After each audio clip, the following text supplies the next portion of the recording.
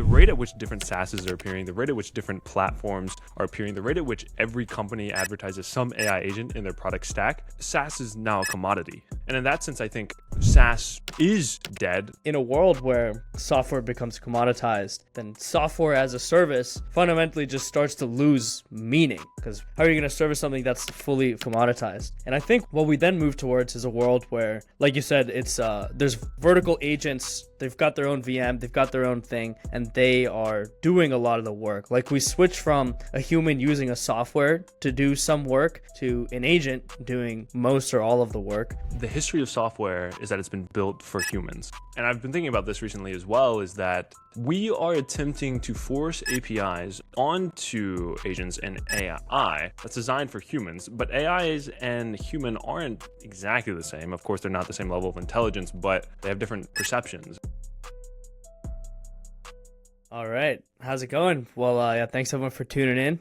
Today we're going to be talking about the fundamental question, is SaaS dead?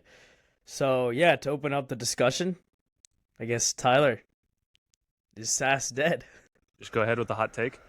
You know, I wanted to do this today because I've been thinking about this question a lot recently. And the reason I've been thinking about it is because for the past week, I think I probably sent 5 or so links to our chat with Martin, our VP of engineering, each one a different variant of a standalone AI agent on its own virtual machine.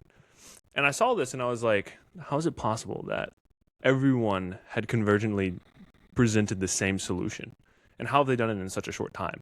And it got me thinking, and I was like, the rate at which different SaaSes are appearing, the rate at which different platforms are appearing, the rate at which every company advertises some AI agent in their product stack, SaaS is now a commodity.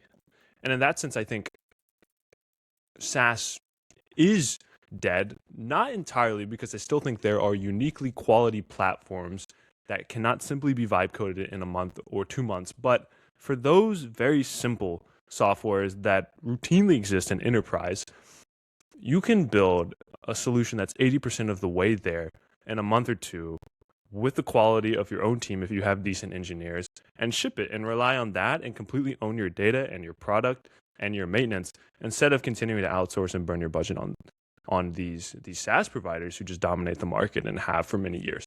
And so in that sense, I think, yes, SaaS is dead. What do you think?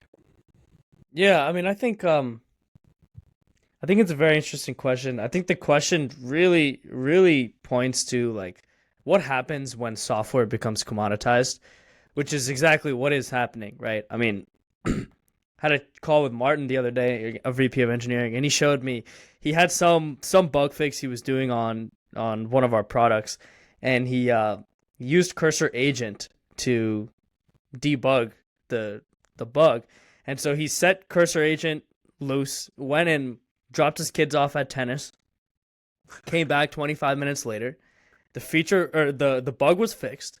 Cursor Agent had documented the code. It had staged everything for Martin's review, and it filmed the video showing how it fixed the bug, why it did that. And it was a screen recording of the actual code and the feature now working. And I'm like, I mean, this is just insane, because this is also the point, like a super strong point of investment of every one of these companies. Like, everyone's working on like agentic coding and making this as a capability get better faster. And so I think, yeah, I mean, in a world where software becomes commoditized, then software as a service fundamentally just starts to lose meaning, because, well, you know, how are you going to service something that's fully commoditized?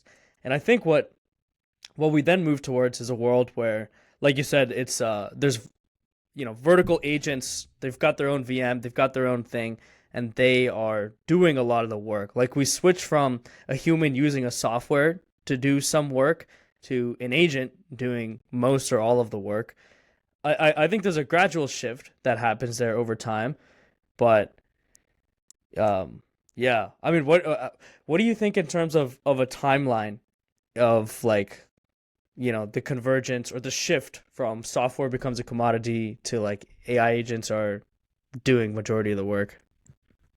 Well, you know, there's a lot of things to consider there. I think the history of software is that it's been built for humans. And I've been thinking about this recently as well, is that We are attempting to force APIs onto agents and AI that's designed for humans, but AIs and human aren't exactly the same. Of course, they're not the same level of intelligence, but they have different perceptions. And AI is multimodal in the sense of it can look at an image, a video, but it doesn't have sense, it doesn't have touch, it doesn't function like a human. And so we need softwares, if we're talking about agents completely replacing humans or playing a significant role in the stack, of having their own versions of softwares that are optimized for their performance instead of having to rely on the Gmail API, the Calendar API, the Zoom API. It doesn't work particularly well, but it does work in a sense. And so I think when we're talking about timeline, it's not a tomorrow thing. It's not a 6 month thing. It's not even a 12-month thing to me.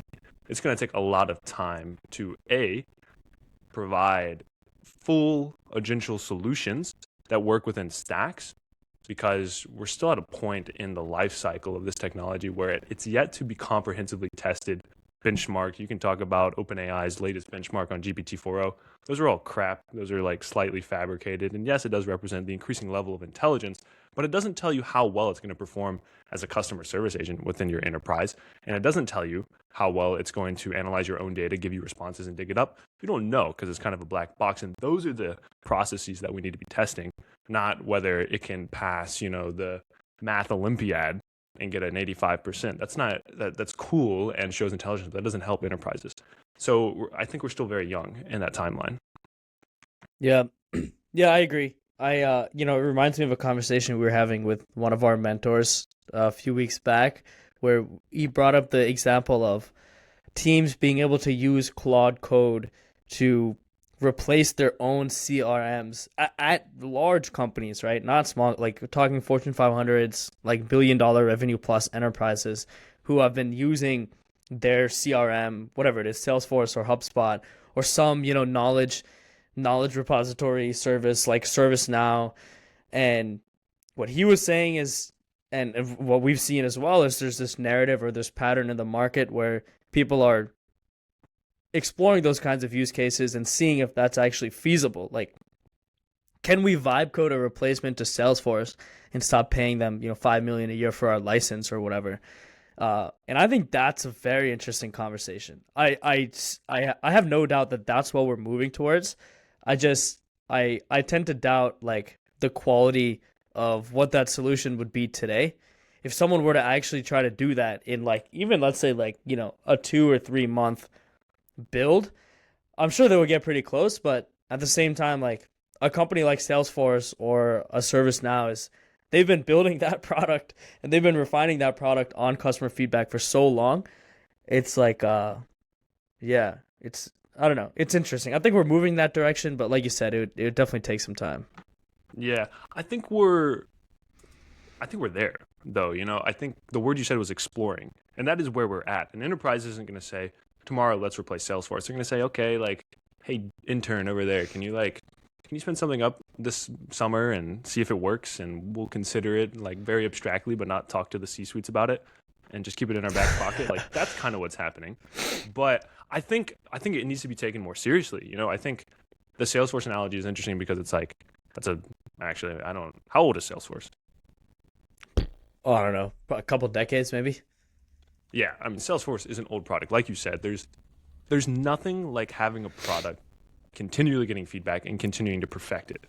But that's the great part about technology, and the bad part for the incumbent is that I thought like when they introduced the catapult for the first time in a battle, the opposition who didn't know the catapult were like, oh my God, like they have a thing that throws big balls and we should like take advantage and do the same thing. And they would have seen the design and they would have stolen the technology and they would have reverse engineered it to the same level of quality on a timeline that's extremely compressed because it's already made. And so I say that because yes, we can't replicate Salesforce's experience. We don't know what their product backlog and their user feedback is, but we can look at the product. We can see what it does. And AI can do that and it's trained on it. And so, like I said, you can get 80 to 90% of the way there. And I think we need to be very careful about software development life cycles. The other thing that came to mind when you were talking about just being able to spin up simpler apps or CRM replacements is a lot of people want to go into Lovable and do this. They want to go into cursor and just vibe code it, but you still gotta follow the software development lifecycle. You still have to create a backlog of tasks and manage them and get them into the system. And you still have to do UX testing and have users test your product and see what's intuitive. And you still need to run unit tests and have somebody go through the UI and do automated testing on that as well. And then you have to incorporate all that and be agile and consistently monitor the metrics of your application. And that's a totally different conversation than just one dude in Lovable. And if you do that with the power of AI, you will, I believe, get the Salesforce equivalent. But not if you just vibe code in Lovable. And that's the difference. And I think that's possible for enterprises today. It's just we're still exploring. We're not thinking about it like this. Yeah, and it's very interesting too to note the difference between like for how an enterprise would think about it versus how like a smaller organization. Because I saw yesterday, I actually saw exactly what you just said. I saw done literally yesterday. I went to the Innovate at BU, the Boston University's entrepreneurship hub, and I was chatting with their head of marketing there, and he showed me this system that he made for their internal operations. It's a full platform. It's a student account. They can log in. They can track the status of their venture. There's a whole number of things they can do. It was basically like their really miniature version of like an ERP or like a student portal where they can do and like take all these actions. And they previously did not have that at all. And I was like, oh, how did you make this? You know, like I was assuming they had an engineer or something like that. He did the entire thing in Lovable. The whole thing. He didn't even use Claude Code. He did the entire thing in Lovable. He was iterating code in Lovable. He's not an engineer. He's a marketing guy. He's never actually written code. And that is like a crazy example there of like, if they wanted to do that, if they wanted to go and find a SaaS company that offered that kind of like a portal thing, they could have absolutely done that. Probably would have ran them, a few thousand or like low to mid 5 figures a year for what they were doing. Instead, he vibe coded the whole thing in like 2 weeks, and now he's put it into production. And I don't know how it's actually, faring in production, but it just goes to show that enterprise is one thing, governance, approvals takes a long time, data security. For like a shop like that, a much smaller organization, they can get things spun up really quick. And the other thing I was going to say too is we've actually seen the death of a SaaS real time with one of our clients. I'm referring to one of our Fortune 500 clients who they have been able to, or they're very close to letting go of their AlphaSense license. AlphaSense is a SaaS provider for financial data and a ton of other stuff. They were paying them low to mid 6 figures, and we built them a multi-agent system that replaced that entire capability for a fraction of the cost. And now they have that in perpetuity. So yeah, I think no doubt, there's a pattern that's where we're heading. The thing I'm keeping my eye on is like how much better are these agentic code, not only code generation but also code eval. How much better are these things getting? And I think there's going to be a direct proportion to the SaaS market reducing and how much better those are getting. 100%. I think a couple things come to mind there. The first is, like you said, it's a different reason that someone would want to use AI to implement a technological solution. For a small business or the marketing department of BU Innovate, it's cost. It's so ridiculously cheap. Avoid the SaaS subscription. If you're lucky, avoid the engineers. For a very quality product that's highly technically complex, requires certain math or trainings, you can't do that. But for a CRM's a commodity. This guy made it in Lovable and it works like 90% of what it should be. For that ICP, it's about cost. But then my mind goes to, but why an enterprise and government? Cost is still there. There's a P&L that everyone's adhering to, and shareholder value. And if you can get rid of your $5 million a year Salesforce bill, here you go. Drop $100K on an internal team to do this within a year or less. I mean, you can probably get it in 3 months, but a year is great. That's one thing. But the other thing is, let's assume they don't care about cost. Most enterprises that are publicly traded have the luxury of just dropping the 5 million Salesforce bill. So why? And the thing that keeps coming back to me is like, isn't the government and enterprises paranoid about data leak, paranoid about where their data is going, paranoid about external reliance? The answer to that, at least for the government, is an absolute yes. Most U.S. government organizations, states, and we've done a little work with a third party who contracts software solutions to the government. They will not let you use OpenAI. They will not let you use Anthropic. They don't even know how to get AI in the stack because it can't go to a cloud API. The government won't touch the cloud API. And so if that's the case, and you're something like the government who won't go external, well, look, you have the solution to iterate at a rate unheard of, become non-dependent on external contractors, because we know, we worked for Fast Enterprises, they're paying Fast Enterprises hundreds and hundreds of millions for like a website, and not to crap on Fast Enterprises, but it blows my mind nowadays. And so if you're the government, you can self-host models. Do you have a budget of $100K to stand up Kimi 2.5 across several different servers for states? Yes, you're paying $100 million to Fast Enterprises. I know you do. Use that, and maybe not Kimi 2.5 because it's a Chinese model. Use GPT OSS 120 billion parameters. Stand it up, get it into a software like Cursor, VS Code, and let your people rip. And it will. I can't even fathom what it would do to SaaS and to the P&L of enterprises and to the budget of the government. I mean, our taxpayer dollars are going to this.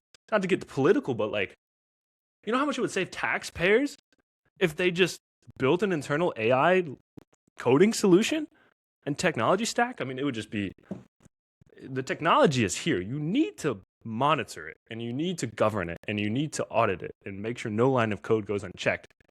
But you can, yeah, I don't know. I could go on because I just think SaaS is, people pay for things that they shouldn't have to anymore. Yeah. Which I think like one of the reasons why we are in business and our business is growing so fast is because one of the things that you said right there is like, you said, let your people rip, right? And it does beg to question like the skill set differential. Like the AI engineering stuff is so new and the vibe coding stuff is so new. And if people already have a full-time job responsibility, they're not keeping up with the latest codex drop and the latest Claude code update. And every day there's some new repo with some Claude skill markdown file that like just changes everything. And it's like, they don't have that. Nobody is doing that every single day inside their organization. Like you said, for smaller organizations, like the example I said, doesn't matter. For larger organizations, it might be tough to get the bandwidth and find the right skill sets, which are pretty hard to hire for, which, like I said, that's why we're in business and why our business is growing, right? I'm curious what you think about the lift for someone who has done, hasn't written code before at all and wants to vibe code some kind of like an MVP, something that would tangibly add value, and how you see that over time getting less and less overhead for that person to learn and more value that person can bring using these tools and these skills. Yeah. It's hard to say. I think when we talk about one person governing the development of a project, like, let's say you've got a team of 15 software engineers that are running you a very large bill to develop this hypothetical CRM. And you're a decision maker and you're like, well, could I just like keep the 2 senior engineers or do it myself? The answer to that question is twofold. A, model intelligence. So models, the foundational model providers are getting quite intelligent in terms of how and what they train. You'll notice very recently that there is a trend with Alibaba, OpenAI, Anthropic. They're releasing models trained for programming, coding specifically. Obviously, we would have seen Codex happen in the past several months, but they've dropped 5.1 Codex, 5.2 Codex, 5.3 Codex, 5.3 Codex Spark in like a month.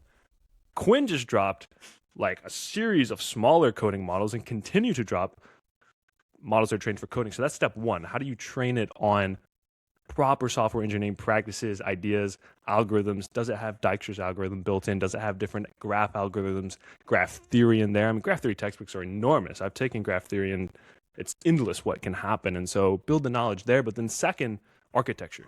I talked about it before. software teams follow software development life cycles for a reason. They don't just code and then ship. You have backlog, you have implementation, you have review, you have user testing, and then agile that. And if you have a system of agents rather than one agent that is doing that on your behalf, you can get pretty close to mimicking a software development team. And like you said earlier, Martin did this. He said, hey, can you review this feature for me? It spun up its own VM, it recorded it, send them a video, bang. In that sense, I don't think we're far. I think if you're careful and you have the ability to audit and manage a team of agents and series of agents like that, you can get far. You need to set it up that way, and people need to stop saying agent in like architecture, automation, solution. And I think that's the next step, and we're not far. Companies are already doing this like Cursor. Yep. Yeah, 100%. And it's interesting. I mean, that Martin case is like, that's basically a junior engineer. I've got friends who are software engineers, more at the junior level. That's what they do, right? Manager assigns them a bug, go fix the bug, document it, send me a Loom video. And now, Cursor Agent's doing that out of the box. So like you said, I think this is the thing to keep. I think this is a huge thing to keep an eye on. I think we're just trending upwards.